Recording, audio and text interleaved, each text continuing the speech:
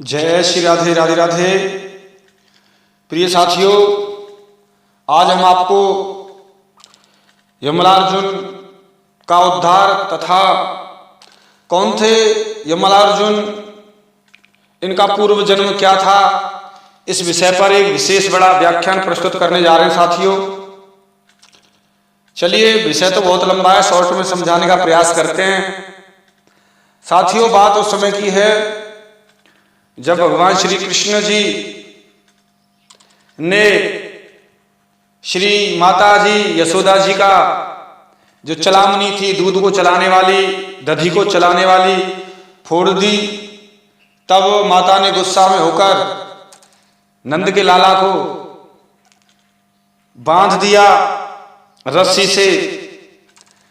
वो चाहते थे माता जी मुझे बांधें, इसीलिए और उत्पात कर रहे थे, क्योंकि यमलार्जुन का उद्धार करना था।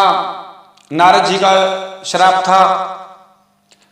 इसी कारण से माता जी ने देव की इच्छा से नंद के लाला को, कृष्ण कन्हैया जी को बांध दिया और अपने काम में लग गई, ध्यान नहीं रहा। और इधर कृष्ण कन्हैया जी ने लुढ़कते लुढ़कते उस उखल को लेकर दोनों जो पेड़ थे अर्जुन के, उनको जुड़वा थे, दोनों ही अर्जुन के वृक्ष थे। उनका दोनों का नाम था अर्जुन, दोनों ही यमज थे, युगल थे, इसलिए उनको यमलार्जुन कहते हैं।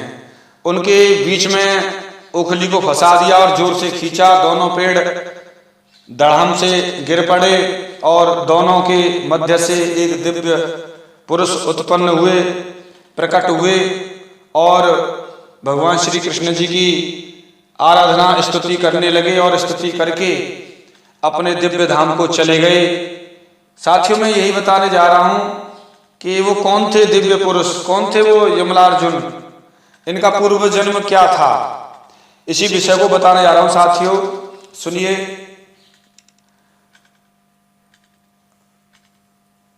कुबेर के दो पुत्र, जिनका नाम नलकूवर और मणिग्रीव था। धनाध्यक्ष जो कुबेर हैं, उनके दो पुत्र थे, नलकूवर और मणिग्रीव। ये दोनों पुत्र थे और बहुत ही सुंदर थे और पैसे का तो घमंड था ही। इधर रुद्र भगवान के अनुचरों में इनकी बहुत बड़ी गिनती थी, क्योंकि ये धन का घमंड था। एक दिन की बात है, मंदाकिनी के तट पर कैलाश के रमणीय उपवन में, बगीचा में, दिव्य जंगल में बारणी मदिरा पान करके और नशे में बहुत सी स्त्रियों के साथ जहां संगीत हो रहा था, भयंकर जंगल था, बड़ा दिव्य जंगल था, चारों तरफ फलों से लदे हुए वृक्ष थे, बहुत सी स्त्रियों के साथ विहार कर रहे थे। वहां गंगा जी में भी, जल में भी वो जल विहार करने लगे। उधर भी स्त्रियों के साथ में जल विहार करते करते हाथियों की तरह जल क्रीड़ा कर रहे थे। अचानक उधर से देवर्षि नारद जी आ निकले। उन्होंने उन दोनों यक्ष को देखा। यक्ष कुबेर जी यक्ष हैं और उनके पुत्र दोनों नलकूवर और मणिग्रीव भी यक्ष हैं। उन दोनों नलकूवर और मणिग्रीव को विहार करते हुए देखा। इधर मतवाले हो रहे थे नशे में। नारद जी को देखकर वो अप्सराएं तो शर्म के कारण, शर्म के मारे वस्त्र पहन लिए और चली गई, लेकिन इनको सांप के डर से इन दोनों ने नशे में कपड़े नहीं पहने। इन दोनों यक्षों ने कपड़े नहीं पहने, नलकूवर और मणिग्रीव ने। नारद जी ने देखा ये दोनों देवताओं के पुत्र होकर, श्री मद से अंधे होकर, ये मदिरा पान करके बड़े नशे में घूम रहे हैं। और तब उन्होंने उन पर अनुग्रह करने के लिए शाप देते हुए कहा। साथियों, संतों का ये शाप, लोग कहते हैं दंड, दंड माने कल्याण। अगर संत कहीं किसी पर क्रोधित होते हैं या शाप पर, तब भी उनके पापों का शमन कर देते हैं और क्रोधित हो जाते हैं तो उन पर असली कृपा तो तभी होती है। सुनो, कृपा है अनुग्रह करने के लिए, भगवान से मिलाने के लिए। मान लीजिए शाप दिया और नारद जी ने कहा, जो लोग अपने प्रिय विषयों का सेवन करते हैं उनकी बुद्धि सबसे बढ़कर नष्ट करने वाली है। धन संपत्ति का नशा, हिंसा और ये सब कर्म, कुलीनता आदि का अभिमान बढ़कर बुद्धि को नाश कर देता है और धन का नशा तो और ही ज्यादा है। साथ साथ में स्त्री जुआ, मदिरा भी रहती हैं। ऐश्वर्य मद, श्रीमद से अंधे होकर अपनी इंद्रियों के बस में रहने वाले पुरुष अपने नाशवान शरीर को अजर अमर मान बैठते हैं। ऐसा नहीं है, अंत में यह क्या दशा होगी कोई नहीं जानता है। इसलिए आज से तुम नंग दड़ंग होकर इस तरीके से विहार कर रहे हो और वारुणी मुद्रा का पान कर रहे हो, तुमको शर्म नहीं है। इसीलिए तुम को मैं शाप देता हूं। लोकपाल कुबेर के पुत्र होकर इस तरीके से अचेत हो रहे हो, तुम्हें पता नहीं है, तुम बिल्कुल नंग धड़ंग हो।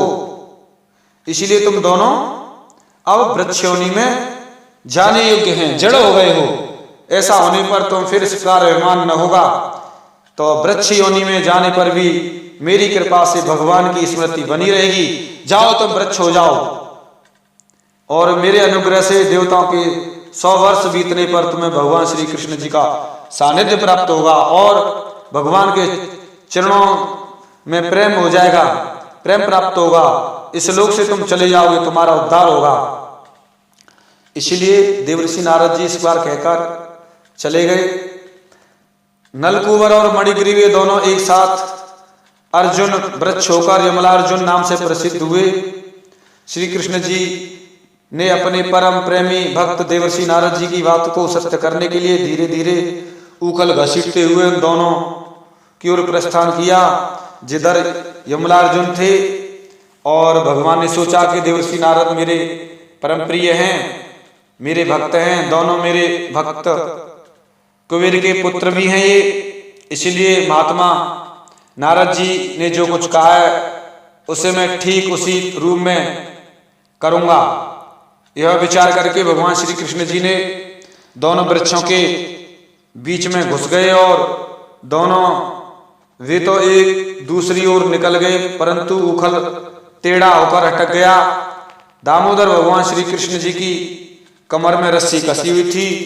उन्होंने अपने पीछे लुढ़कते हुए उखल को जो ही तनिक जोर से खींचा, त्यों ही पेड़ों की सारी जड़ें उखड़ गईं और समस्त बल विक्रम केंद्र भगवान श्री कृष्ण का तनक सा जोर लगते ही पेड़ों के तने, शाखाएं, छोटी छोटी डालियां, पत्ते कांप उठे और दोनों बड़े जोर से तड़पते हुए पृथ्वी पर गिर पड़े। और उन्होंने वृक्ष में से अग्नि के समान 2 तेजस्वी पुरुष निकले। उनके चमचमाते हुए सौंदर्य से दिशाएं दमक उठी। उन्होंने संपूर्ण लोगों के स्वामी श्री कृष्ण जी के पास आकर चरणों में सिर झुकाकर वंदना स्तुति की, जबरदस्त स्तुति वंदना की, ऐसी वंदना स्तुति की। और ऐसी वंदना स्तुति करने के पश्चात में दोनों ही उखल बंधन से मुक्त होकर और अपने दिव्य धाम को चले गए।